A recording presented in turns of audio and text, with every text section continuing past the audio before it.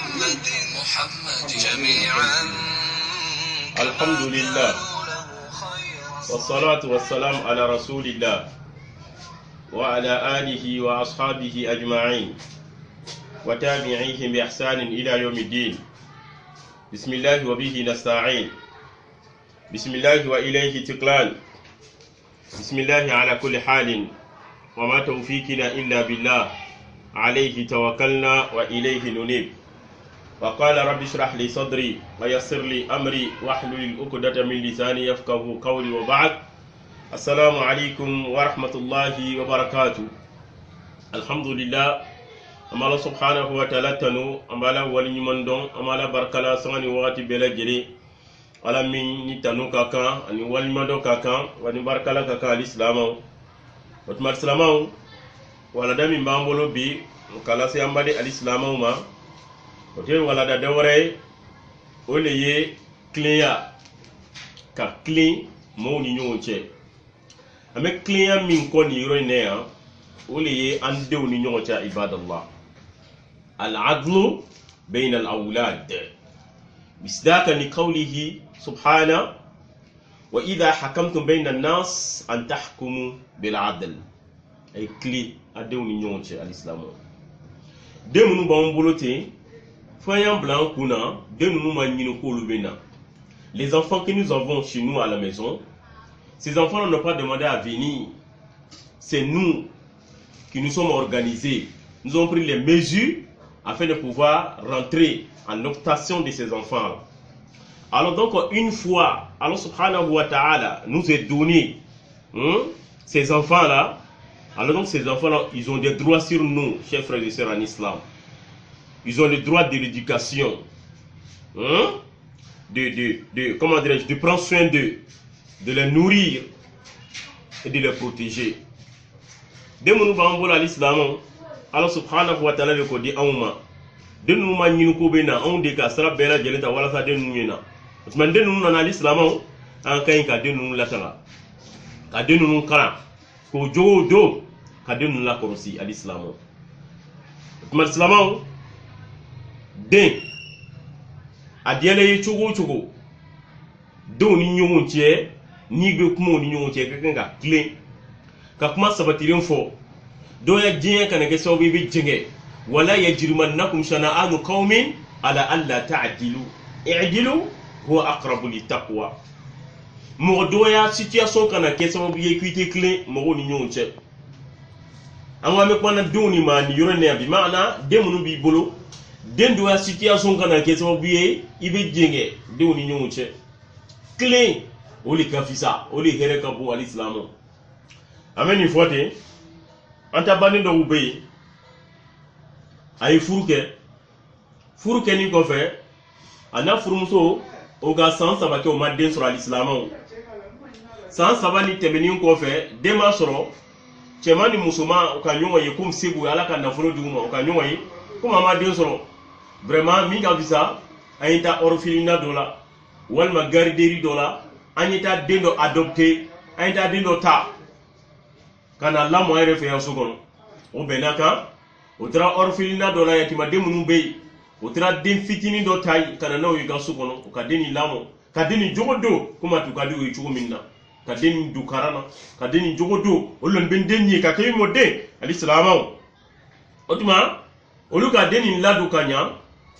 deni sera san worum vla minke al-islam den san worum vla Allah subhanahu wa ta'ala tra ka masayala aka olu sondina jeni muso yere aka ke muso ka kono soro ka dizo muso jigila den frani kala chedin don den flale bo bolo sisan o ga 2000 dem bo bolo la mona alinu o yere soro la den al-islam den nu flal la mono bolo te la fia la ben kono den nu kala balmo yi o be nyako kanu o be nyon fe al-islam don yere ta lon ka foko ali adoptera o nana ali la mole imana ali be la monani o bere fe sa o fa nu balibe otuma o masa nu mu bu borokoro al-islam otuma don do al-islam client kadi de oni nyon che cli de oni nyon che ay chien fo ni nyon che jobe mi fa yi judam joti mi fa ya na hakli ran won al-islam o tuma don dɔ fa ni ba o nusɔndiyala den ninnu kɔrɔ den ninnu bɛ ɲɔgɔn fɛ wagati bɛɛ o bɛ taa u ka kalanw na kɔrɔ caman bɛ jogo caman latanga a b'a protéger a bɛ hakili ɲumanw d'a ma o tuma don dɔ cɛ ni muso olu bɔra ka taa dugu kɔnɔ ka den fila ni don so kɔnɔ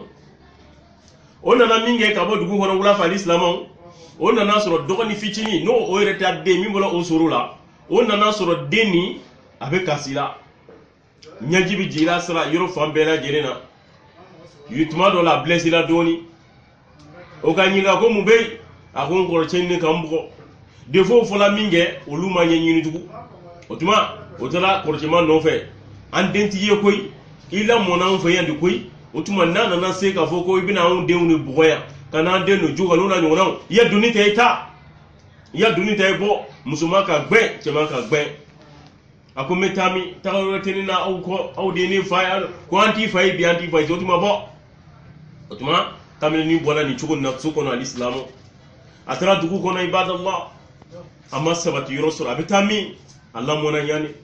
o tuma minnu na ka n'u ka jardin na u ka jardin min bɛ u ka lu kɛrɛfɛ a nana ka n'i la o yɔrɔ la o tɛ dumuni d'a ma o tɛ ji d'a ma alisilamu funange tolen tɛ a bɛ kasi lunba bɛ kasi o t'a kɛ ala kosɔn ka ji d'a ma o t'a kɛ ala kosɔn ka dumuni d'a ma a tola ten a bɛ sunɔgɔ n'a bɛ wuri a bɛ kasi a bɛ sunɔgɔ n'a wuri a bɛ kasi alisilamu o tuma don dɔ facɛman a nana sɔrɔ o yɛrɛ sɔrɔla denni n'o dɔgɔ caman ye lon da a nana sɔrɔ a bɛ kasi la a ko ko mun bɛ yen tugun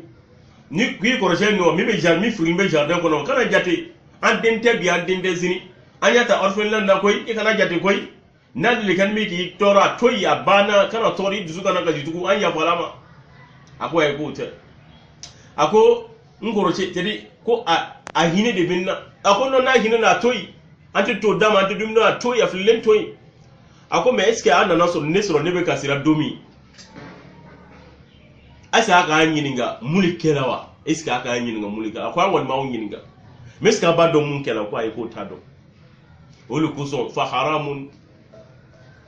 an ta'dila aw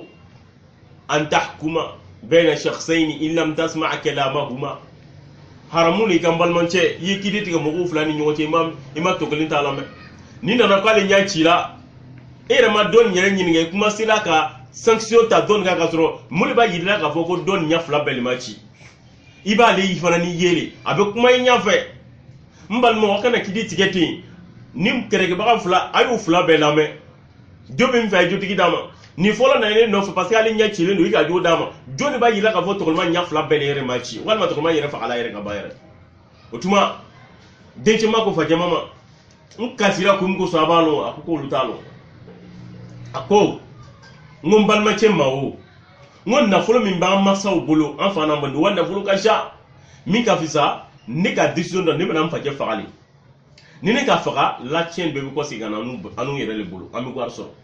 a ko ma ko n kana kɛ a ko mɔgɔ tɛ facɛ valeur lɔn ka tɛmɛ ale kan a ko an kana kɛ ko n'an k'an facɛ faga an bɛna taa jɔnni ta k'o k'an fa ye n'an k'an facɛ faga an bɛ taa ɲɛsin jɔ ma k'o k'an fa ye ni de y'an fa ye ni de kɛra an gɛrɛsɛgɛ ye an y'a la tan don an fa de don o tuma seba ye a bɛ sira ka jɔ an ka fɛn bɛɛ lajɛlen o kana s'an ma dɛ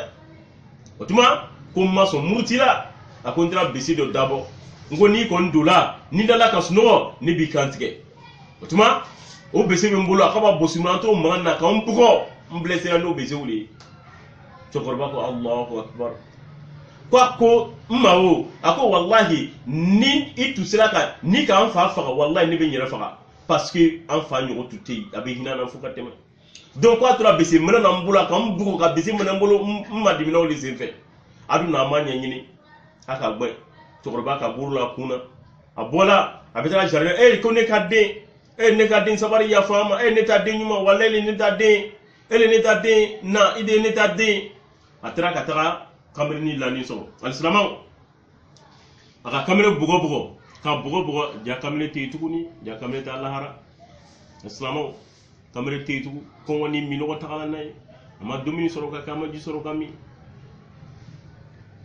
den dɔ bɛ yen a b'i kanu ka tɛmɛ i yɛrɛ woroden kan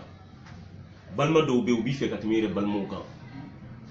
balima dɔw bɛ yen o bɛ min ɲɛ i ma i yɛrɛ balimaw tɛ se ka ɲɛ i ma o kosɔn janto i mɔgɔw la i sigiɲɔgɔn i baarakɛɲɔgɔn janto olu la ay ñogo bla sara ñuma kan